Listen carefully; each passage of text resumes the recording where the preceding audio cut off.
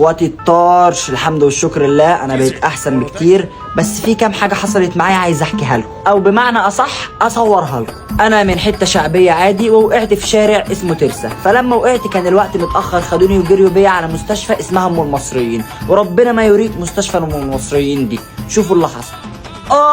دراعي ما خلاص بقى، خلوني انت كويس وزي الفل. الله ايه الدلع ده؟ بالله عليك قولي للدكتور ما يخيطهاش، والله مش مستاهله، انا هلزقها بلزق جروح. حاضر ما تقلقش، بس انت امسك نفسك عشان اطهر لك الجرح اللي في رجلك. ماشي بس والنبي بالراحه، اوعي ترشي حاجه تحرقني. حاضر ما تقلقش، امسك نفسك بقى كده. ايدك معايا والنبي يا شعان، يا عم ما ترفعش. ايه ده؟ يعني انت كده مكتفاني؟ لا ما اقدرش، ده انت حبيبي. يا بنت الكلب. خلوه عيب كده، خلوه.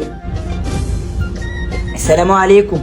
مبدئيا قدر الله ما شاء فعل، فين اللي عمل الحادثه؟ هو انت ايه يا دكتور انت كمان حافظ مش شايف؟ انت شكلك انت الليمد اللي وقعت بالموتوسيكل. قول لي بقى اسمك ايه وعندك كام سنه وعندك كام اسم واسمك كام سنه؟ وريني ايدك كده، وريني. بالراحه يا دكتور طبعا عشان وجعاني، بالراحه.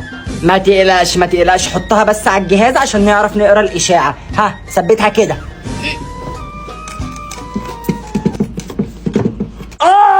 يا عم وجعاني يا عم. ماشي اهو. لا يا بابا كده اهو.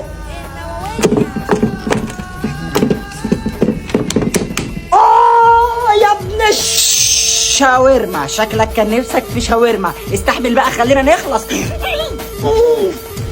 انت بتعند بقى، ده انا هني.